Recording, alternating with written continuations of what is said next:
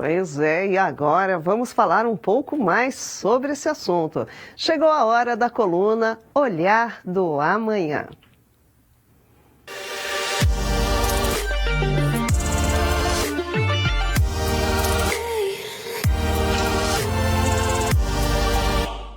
Então vamos receber agora ao vivo o Dr. Álvaro Machado Dias para falar um pouco aqui com a gente. O Dr. Álvaro, que é neurocientista e colunista e futurista, está aqui conosco ao vivo. Olá, boa noite, Álvaro. Mais uma vez, bem-vindo. Tudo bom, Marisa? Tudo ótimo. E você, Álvaro? Bom tê-lo novamente. Espero que tenha passado uma boa semana. Álvaro, vamos falar um pouquinho sobre essa questão, mas antes de entrar necessariamente no vazamento, comenta um pouco com a gente, contextualiza, não é, os espectadores sobre esse segredo, sobre a complexidade do algoritmo do Google que o faz um buscador tão dominante e por que a empresa sempre guardou esses segredos e não tinha essa transparência com as pessoas. Conta pra gente. Perfeito. A lógica do segredo é como a da fórmula da Coca-Cola. Olha só, há quase 20 anos rolou um famoso teste, já faz exatamente 20 anos, rolou um famoso teste cego com as bebidas Coca e Pepsi, usando ressonância magnética funcional. E o que foi demonstrado é que quando as pessoas são colocadas no aparelho que vai fazer a leitura da perfusão sanguínea, né, do sangue no cérebro para as diferentes áreas, mostrando que tipo de experiência deve estar acontecendo para a pessoa, já que essas experiências estão relacionadas a áreas do cérebro, que a Pepsi ativava mais áreas de prazer.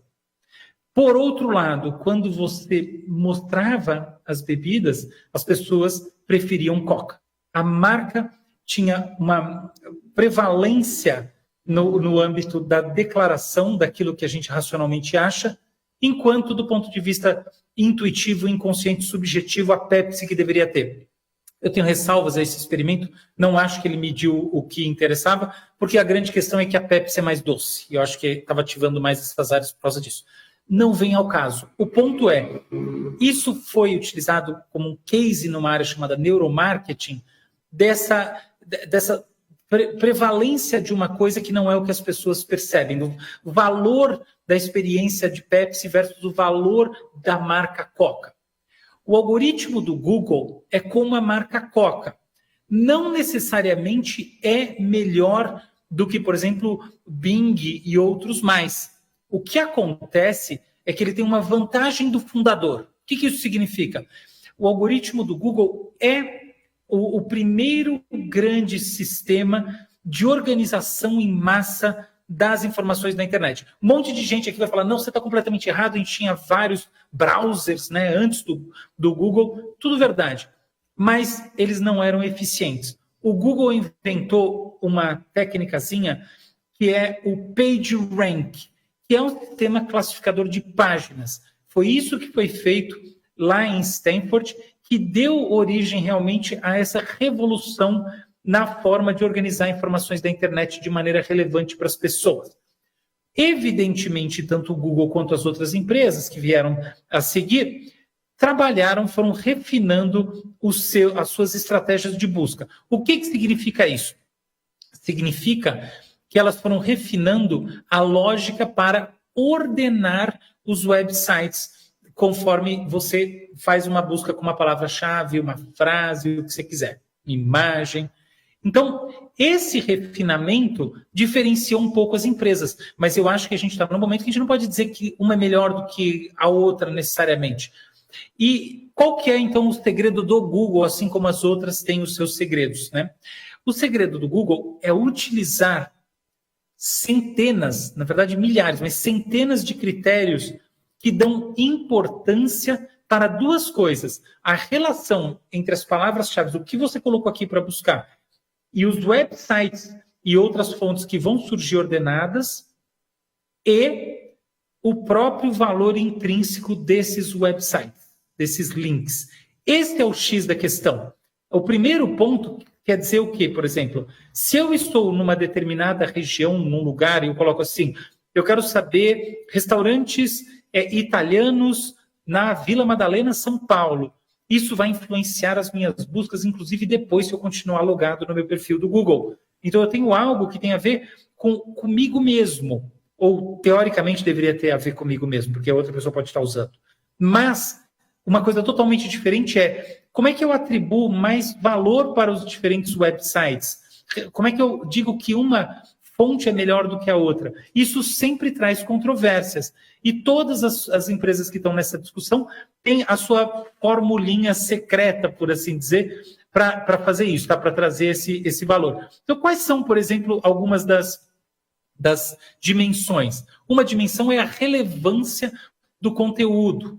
Tá? Relevância significa o quê? Se as palavras-chave que estão ali dentro batem com aquilo que está sendo buscado e, na verdade, de maneira mais ampla, com o tema que o Google e outros buscadores, o buscador do Google e outros, entendem como o guarda-chuva no qual a busca está sendo feita. Ou seja, tem uma coisa quase semântica, quase de interpretar o sentido das coisas.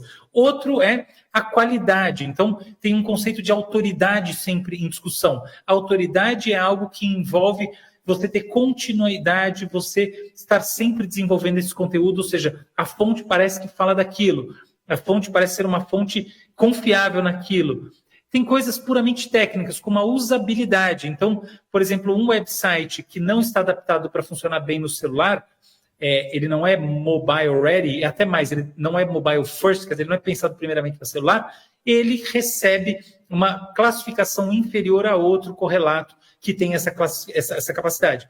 Finalmente, a gente tem as coisas internas. Então, por exemplo, como o conteúdo está organizado, o tamanho do conteúdo, tá? O Google valoriza mais conteúdos mais longos, claro, não a Bíblia, mas coisas mais longas do que mais curtas, a estrutura do website, um negócio chamado backlink, quer dizer, links que estão apontando para aquela fonte de informação, um negócio chamado metadescrição, que são as palavras-chave em cada página, organizando a página.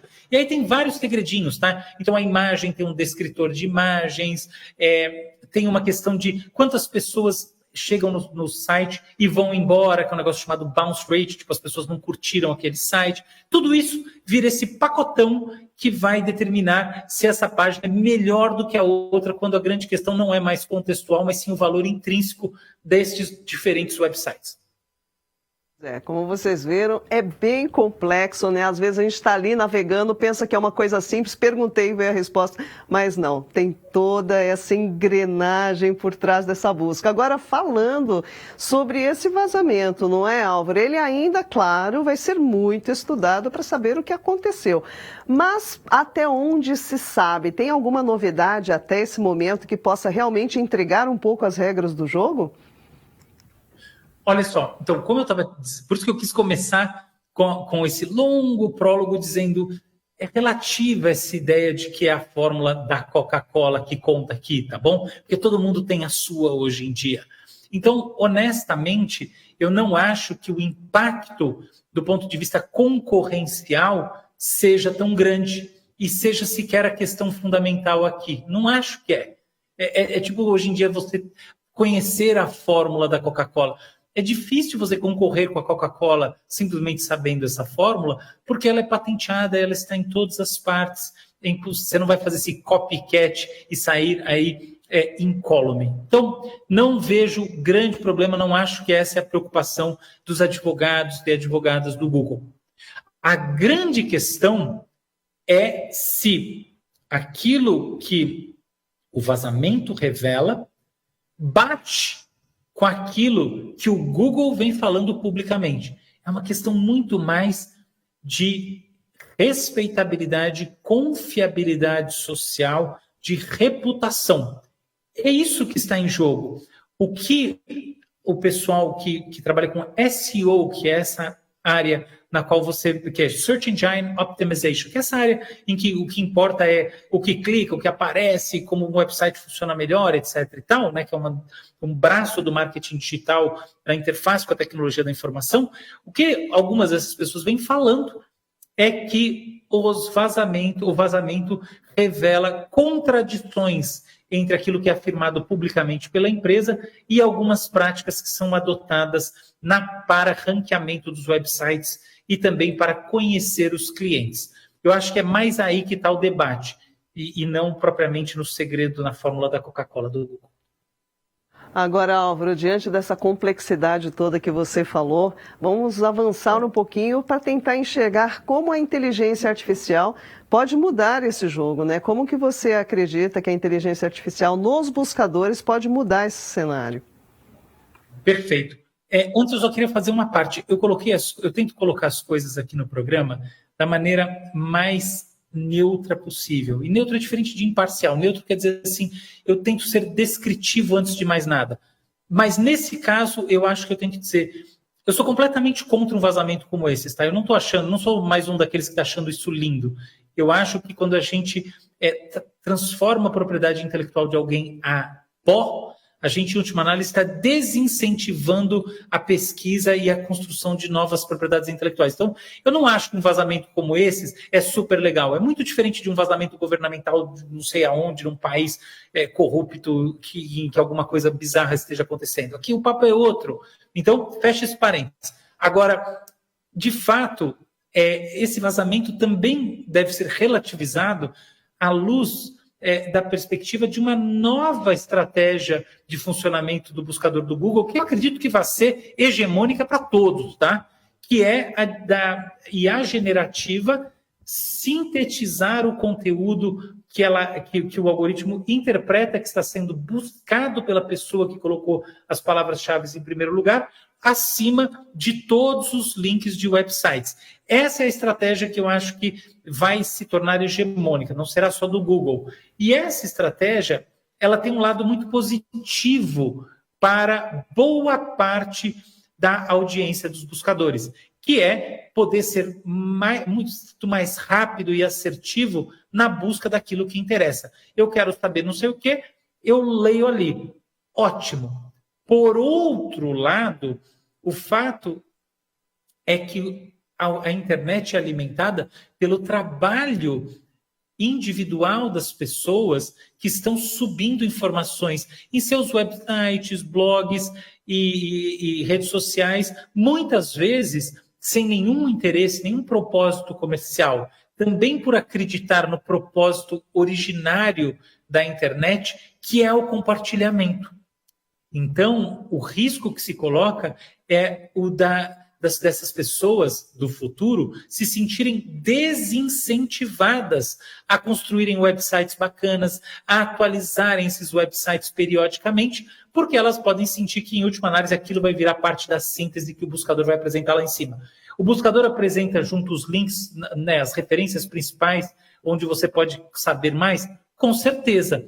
Mas a gente sempre tem que lembrar que a coisa funciona assim, né? Você começa com uma busca, com uma aderência, né? Uma vontade de saber aqui em cima, para grande parte saber um pouquinho resolve o problema, aí sobra uma amostrinha menor que vai clicar num link e assim vai até chegar no zero. Então, quando você tem isso, você tem obrigatoriamente menos cliques e, portanto, um desincentivo à alimentação da internet como um todo, que é o que eu acho que é o grande risco dessa história inteira.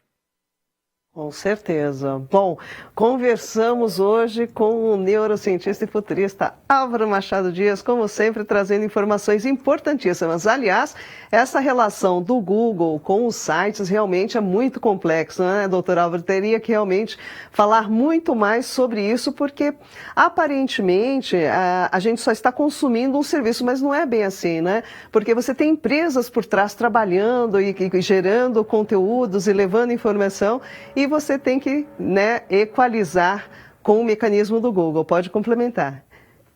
É isso mesmo. Eu acho que a gente tem, para além das empresas e mesmo das pessoas individualmente consideradas, a gente tem coisas como a Wikipedia, sabe, projetos globais, completamente abertos. Eu contribuo com a Wikipedia, muita gente contribui. Todo mundo está ali querendo ajudar a internet a se tornar um lugar um espaço mais confiável e um espaço melhor. A gente tem Internet Archives, a gente tem várias bases de filmes, obras de arte, livros, etc. e tal, open source. A gente tem o trabalho de formiguinha feito nos websites das universidades e outras instituições, puramente pelo amor à arte. Então, de fato, a internet é muito mais do que qualquer buscador, é esse projeto da humanidade, o grande projeto contemporâneo da humanidade. E eu vejo como arriscado essa lógica dessa síntese, ainda que eu entenda que ela é muito boa para muita gente, como eu falei de primeira, porque ela pode desincentivar o prosseguimento desse projeto rumo a um futuro que a gente ainda não conhece. Tá aí, muito bacana. Doutor Álvaro Machado Dias, muitíssimo obrigada por mais um quadro interessantíssimo do Olhar do Amanhã. Nos encontramos na próxima semana. Beijo e boa noite. Até lá. Até.